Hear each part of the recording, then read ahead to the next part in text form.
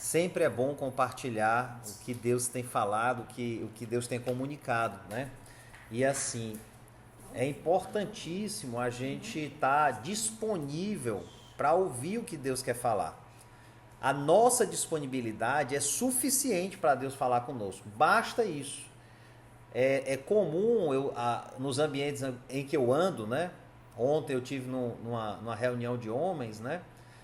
E ouvi a velha história de se você jejuar, se você ler a palavra, se você orar, aí Deus vai lhe responder. Aí Deus vai ouvir a sua oração. Então, quando eu escuto isso, eu fico arrepiado. Hoje é difícil para mim ouvir um negócio desses, né? E aí o cara ainda fez uma comparação infeliz, né? Disse assim, porque Deus não vai deixar de atender o pedido de um filho. E aí eu fiquei com vontade de perguntar para ele se o filho dele precisa jejuar, precisa orar e ler o suficiente para merecer comida, para merecer roupa, para merecer algum presente, enfim, né? Eu tenho certeza que não, né? Lógico, talvez tenha as suas exigências de comportamento, né? Mas jejuar e botar o joelho no chão, né? Não sou contra o jejum. Eu sou contra a ideia de que existe uma prerrogativa superior à cruz para eu estar na presença de Deus. Aí eu não tenho como eu aceitar isso, porque não há prerrogativa. O preço foi pago, o ingresso foi pago, o acesso me foi entregue através da cruz. Pronto, eu não preciso de mais nada. Eu preciso reconhecer e tomar posse da cruz. Quando eu coloco no jejum, no joelho no chão, na leitura, na oração, o poder de acessar ao Pai, então eu estou dizendo para o Pai que não precisava da cruz, bastava ele ter me ensinado a orar e a ficar de joelhos. Pronto, eu não precisava da cruz. É interessante que você não vê situações de Jesus orando, jejuando, orando de joelhos, jejuando ou mendigando alguma coisa para Deus. Por acaso você também não vê José fazendo isso, Josué fazendo isso, Abraão fazendo isso, Davi fazendo isso? Não. Davi teve pranto, teve pano de saco, teve luto, mas você não vê situações em que esses grandes profetas, Jeremias e outros tantos, Daniel, né? Daniel, até onde eu me lembro, é o único que tem passagens bíblicas que falam que ele se ajoelhava diante da Jerusalém, orando a Deus 3 vezes por dia, e ele praticava o jejum, né? Fabrício, então não é para a gente praticar o jejum? Não, é para praticar. Pode orar de joelho, se você puder, pode orar de joelho. Pode praticar o jejum. Agora, o que você não pode é colocar o poder de acessar a Deus no jejum e na oração e no joelho. Você não pode colocar esse poder nessas coisas, porque essas coisas dependem de você mesmo. Então, quando eu coloco as expectativas em mim, no que eu posso fazer, eu estou dizendo para Deus, não precisava ter matado Jesus, não precisava do advento da cruz, não precisava que Jesus tivesse sofrido tudo que ele sofreu. O Senhor errou. É isso que eu estou dizendo para Deus. Agora, para que serve? Joelho no chão, leitura da palavra, oração, jejum, sacrifícios, ofertas, para que serve? Para mudar o meu caráter. Não é para acessar a Deus. É para que eu escute as minhas orações, para que os ares escutem as minhas orações. E as regiões celestiais me ajudem, o Espírito Santo me ajude a eu mudar o meu caráter.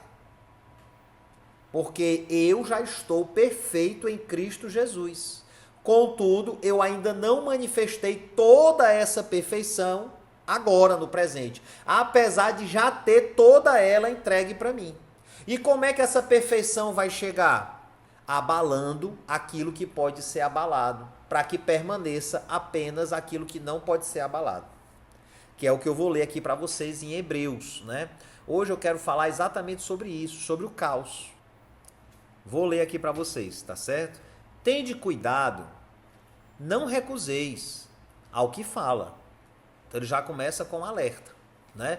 É interessante que ele vem falando de coisas superiores das quais Jesus é o nosso mediador, né? Tende cuidado, não recuseis ao que fala. Quem fala? Jesus fala. Pois se não escaparam aqueles que recusaram ouvir quem divinamente os advertia sobre a terra, muito menos nós, o que nos desviamos daquele que dos céus nos adverte. Então aqui ele faz uma colocação de dois tipos de comunicação. Uma comunicação que era dada por homens através de uma inspiração divina, ou seja, profetas, pastores, sacerdotes, homens de Deus, que eram inspirados pelo Espírito de Deus e falavam. E houve uma geração inteira que ouviu e se rebelou. Só que aqui ele está falando de uma aliança superior, que não é mais necessário que haja um sacerdote. Não estou dizendo que não tem necessidade de haver um pastor numa igreja e tal, mas não há necessidade de um intermediário entre eu e Deus, uma pessoa que é revelada divinamente para que eu tenha entendimento espiritual. Não é mais necessário isso. Agora, eu estou sendo devidamente alertado, advertido por aquele que desceu dos céus. E dos céus nos adverte, que é Jesus. Jesus foi esse que desceu dos céus para nos advertir e voltou para os céus e continua nos advertindo. Aquele cuja voz abalou então a terra. Como é que eu sei que é Jesus que ele está falando? No princípio era Deus e o verbo estava com ele e o verbo era Deus. E através do verbo ele fez todas as coisas. E depois está escrito, eu sou o verbo vivo que desceu dos céus. Jesus é esse verbo.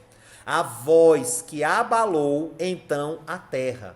Abalou o que precisa ser abalado, para que fique apenas o que não pode ser abalado. Agora, porém, ele promete, dizendo, ainda uma vez por todas farei abalar não só a terra, mas também o céu.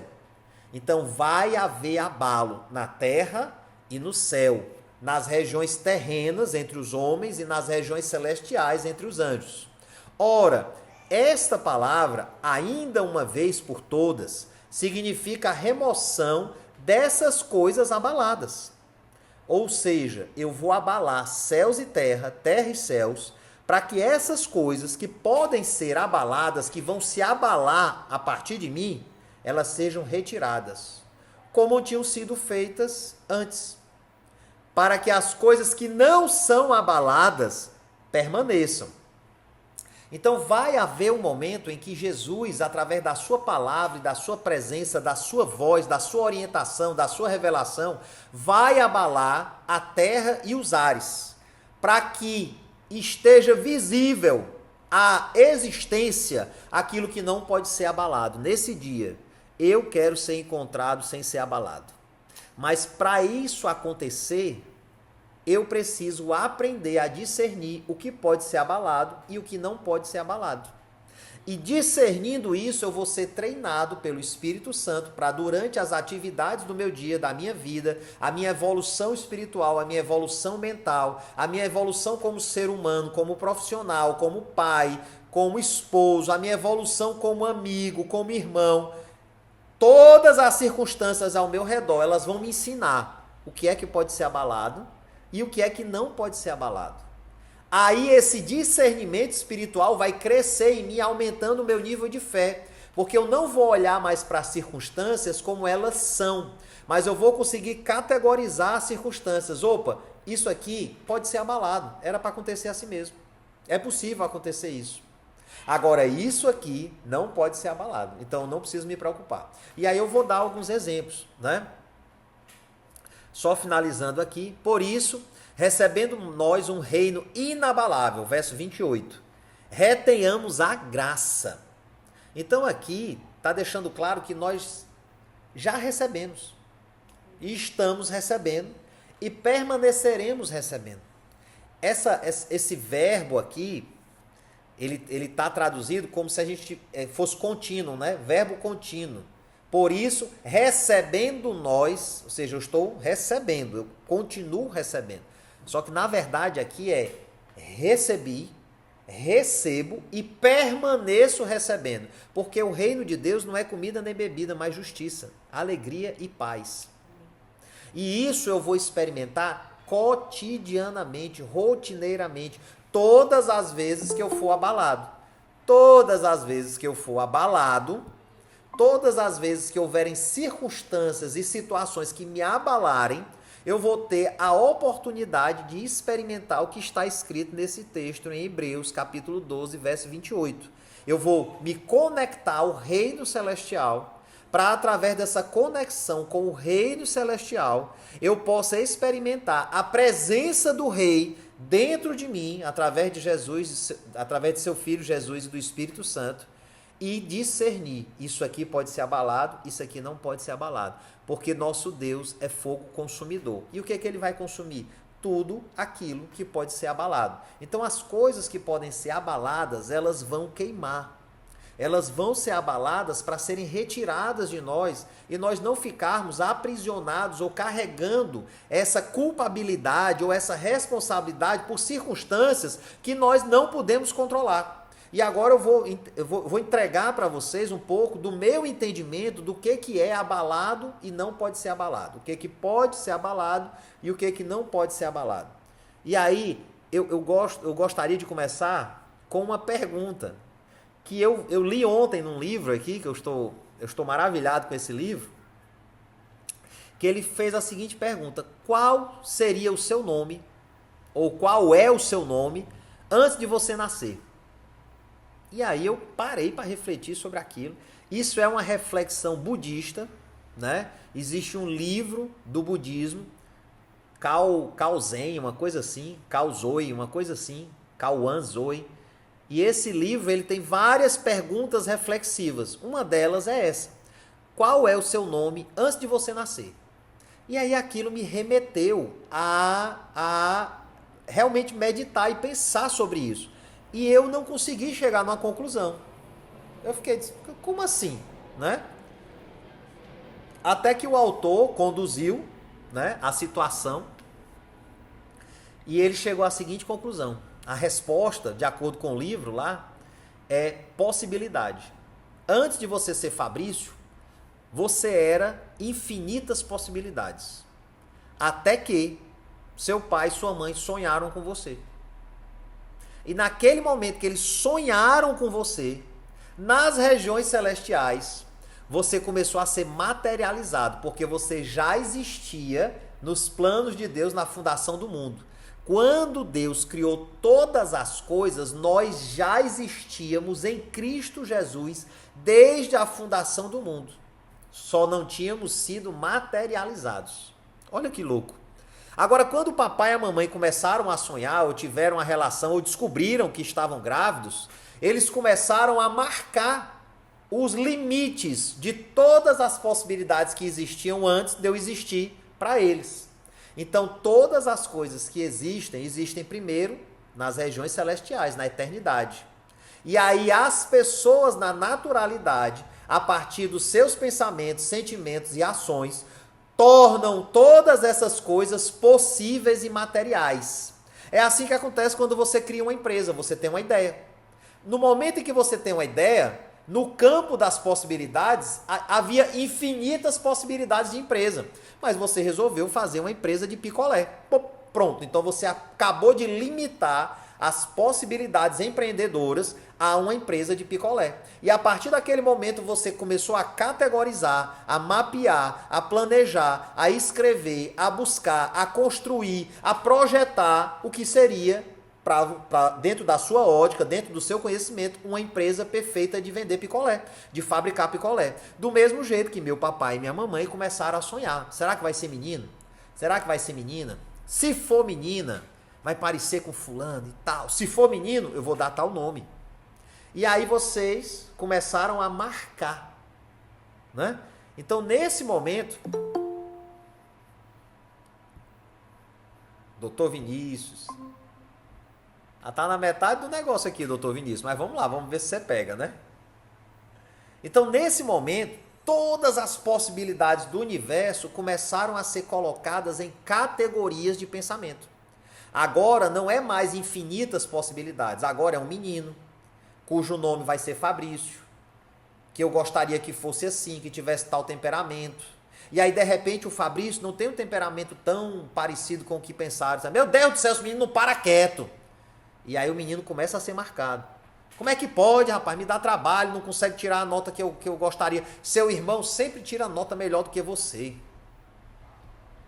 Né? E aí vocês começam a marcar. Começam a marcar. Do mesmo jeito que eu marco os meus filhos. É impossível a gente não marcar. Porque antes, o nome deles era possibilidade. Todas as possibilidades. Mas a partir do meu pensamento, eu fui transformando eles em realidade. E eu vou conduzindo a vida deles para onde eu gostaria que eles chegassem. Não tem problema nisso. Isso é o processo educacional, isso é o processo de criar filhos para serem vitoriosos nessa terra, porque eu não crio filhos para o homem, eu não crio filhos para o mundo, eu crio guerreiros para governo celestial e governo terreno. É para isso que eu estou criando os meus filhos.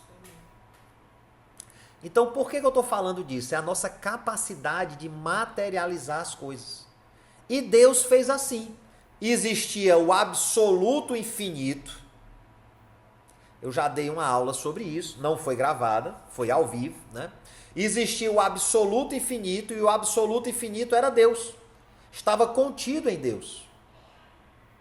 Olha só o tamanho desse Deus, que o absoluto infinito cabia dentro dele.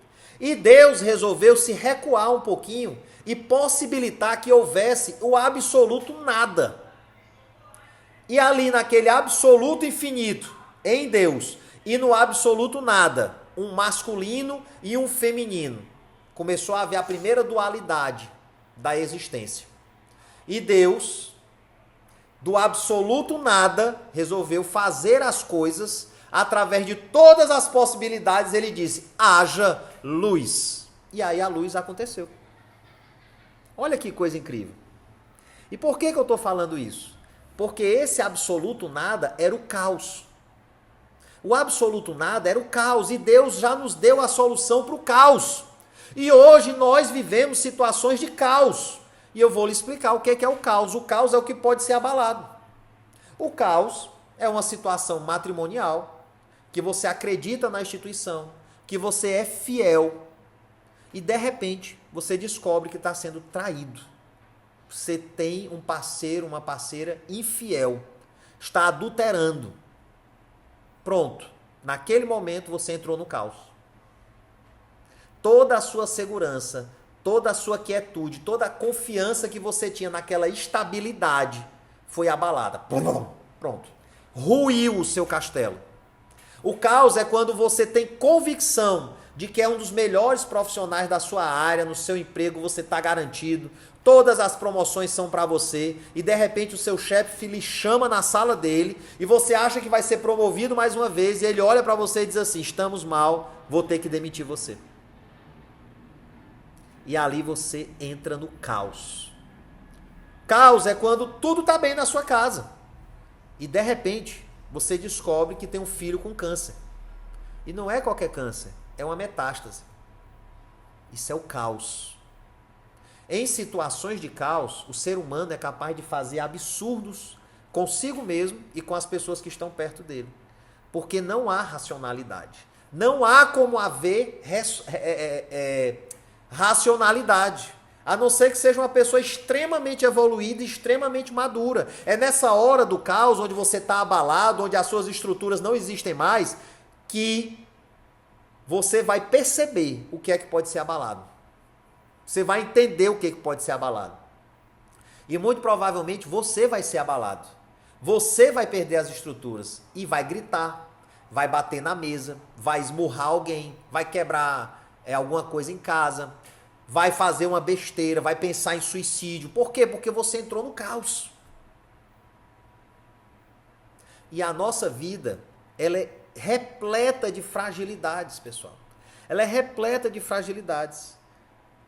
Quando uma dessas fragilidades é abalada, pode ter certeza, Deus está permitindo que coisas sejam abaladas para que você aprenda a se firmar naquilo que não pode ser abalado. E Ele já deu o segredo, Ele já deu a solução lá na formação de todas as coisas. Quando havia só o caos, a escuridão pairava, o Espírito pairava sobre a terra e era densas trevas, era o caos.